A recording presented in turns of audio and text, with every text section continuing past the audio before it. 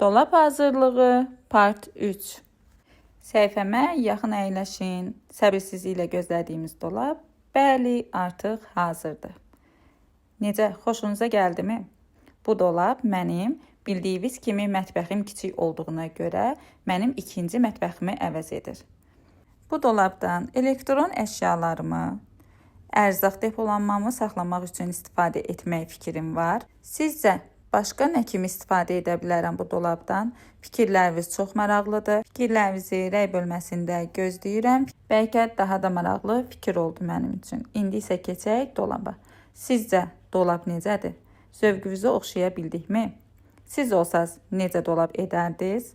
Dolab içlərinin hazırlanması, nələrdən istifadə edəcəyimi görmək istəyirsinizsə, kanalımı izləməyi, rəy yazmağı, bəyənməyi və ən əsası sev etməyi unutmayın ki, hər kəsə fikir olsun. Bir də sizcə mebel şirkətinin reklama ehtiyacı varmı?